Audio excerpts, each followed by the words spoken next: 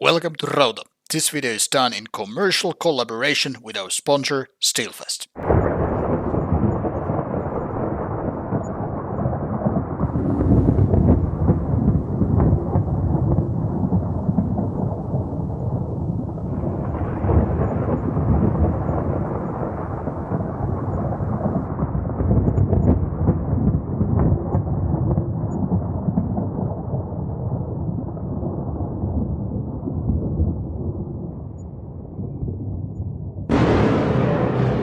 Hello and welcome to Rauta's Black Metal Reviews. This time it's all about one of the best albums so far, 2023. Now, before you people get wise ass and say, yeah, but it's only like 2 months of year 2023, I'm gonna say it this way. This one is actually one of the contender for album of the year thing. So, mind you, doesn't matter whether it's only 2 months in, I'm guessing this one will be making its way to the list of best of year 2023. And if not, we're gonna have some fucking great year. Now, point aside, I also want to showcase this shirt, which I got from the label with the CD. I'm really happy about it for a couple of reasons. First of all, the band is damn good, so I'm gonna be proudly wearing this particular shirt when doing my business, that is going out drinking beer and all that. The second thing is, here in Spain, where I'm temporarily, well, like 6 months or so, I don't have too much shirts, so I'm gonna be using a lot of those same shirts all over again. So thanks for the label for sending me this. Helped me like something like 20% more shirts now. Now, of course, the band in question here is indeed Terrestrial Hospice with the second album called Caviary to the General. This sounds like a little bit a peculiar title for a black metal album. Then again, so was their debut album 3 years earlier. Well, Indian Summer brought the Mushroom Clouds. Doesn't really sound your typical satanic approach to black metal, but at least I can appreciate originality.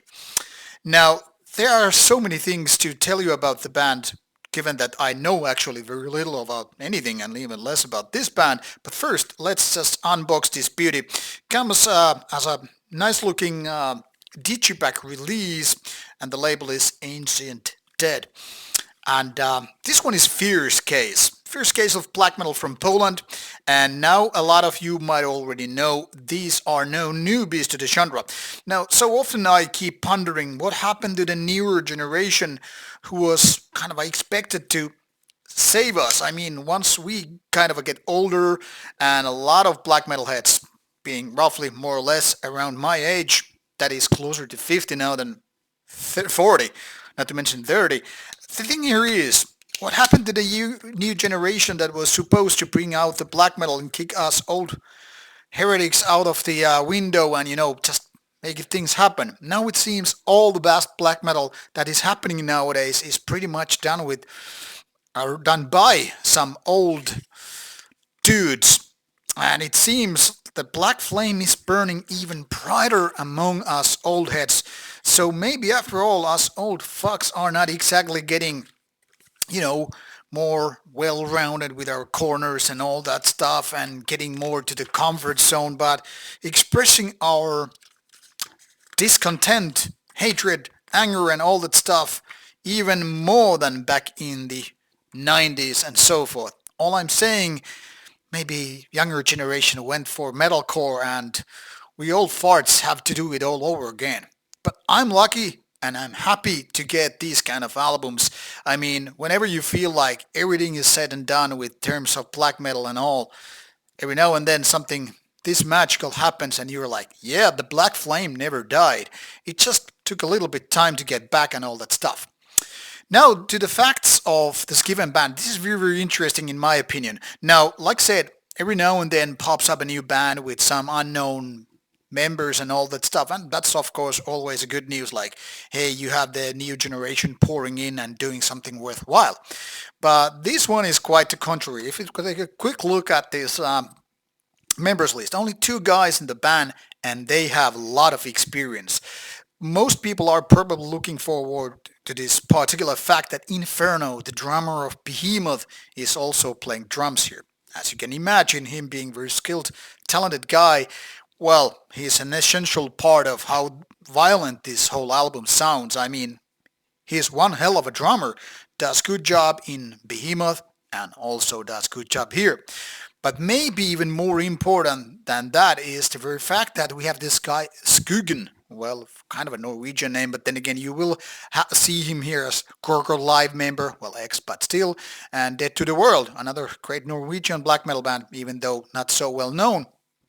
But more importantly, he's ex-member of bands such as Thunderbolt, Darkstorm, and so forth. There are lots of bands, mostly non-operatable anymore, but Skugen is part of Polish black metal heritage, if you will, and because of that, he's no newbie to the genre, being here for more than 3 decades, and it shows. It sounds in a very very cool ways, and since now it's the second album of Terrestrial Hospice, and the first one was really good. Now, what can you expect from the second album? Is it better than Indian Summer Broad Mushroom Clouds, or is it some kind of disappointment or something else? Well, I wish I could say it is better than the first album, and I'm happy to say it's not the worst than the first album. It's in fact quite on the same level of that. And those who know what I was saying about the album in 2020 being one of the highlights of the year know that it's a goddamn good album, and so is this second one. Now, Caviary to the General is taking us back to the kind of early days of 1990s. What I mean by that is this is very much like mentally traveling to the golden era of second wave of black metal when things were fresh and the whole second wave was pretty much shaping up, and a lot of those bands came from Nordic countries, but of course Polish scene was right there early in the 90s.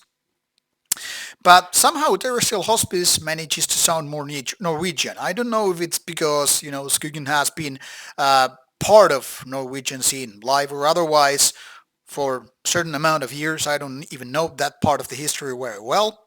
But be it as may, this actually reminds me of two different bands from Norway, very important ones, and those are Urgehal and early era of Gorgoroth. There is certain level of rawness, crudeness, grimness that is very much presented here with Terrestrial Hospice.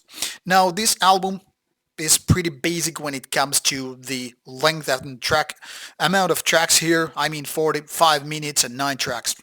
Pretty basic, nothing out of ordinary there, and I think that's for the good. I mean, this means that songs are on average some 5 minutes or so, so not exactly going to the extra lengths with that, but enough of, room for improvement and changes, versatility with the songs and all. Now, mostly, however, this is rather fast-paced of black metal, and that combined with the rather Urgehal or even Gorgoroth-sounding riffs is something that I can totally love. Why so? Because in my opinion, Urgehal is actually one of the most consistent, one of the better bands of Norway, even surpassing a lot of those more known ones. Whether we're talking about bands like Mayhem, Immortal, or even the Gorgoroth, and many, many others. Mayhem's, Emperors, whatever you want to include, Urgehal is right there.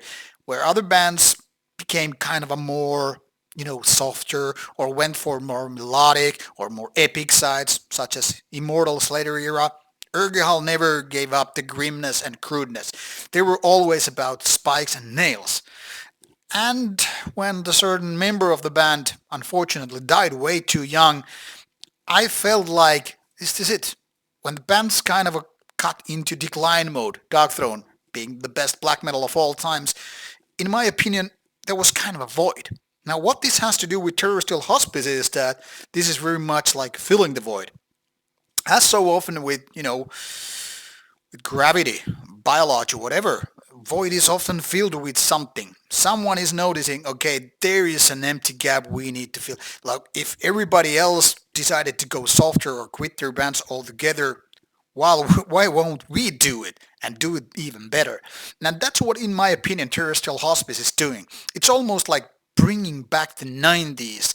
That year when things were not so polished, so soothing or nice or easy listening and all that. It's more like, once again wearing those spikes and nails and leather and steel and kicking the doors in with that. So this one is a fierce one. This one is aggressive one, full of energy and that kind of a black lightning all over the place. It almost gives me the kind of a feeling of dangerous emotions, what's going on with this album. And that being said, this production is quite crude indeed, given that these guys are no newbies, so they definitely know what they're doing with, production-wise and all that stuff. It's kind of impressive that they decided to go this kind of a lo-fi approach. Mind you, it's basically exactly the same what Dogthrone was doing early on with their albums.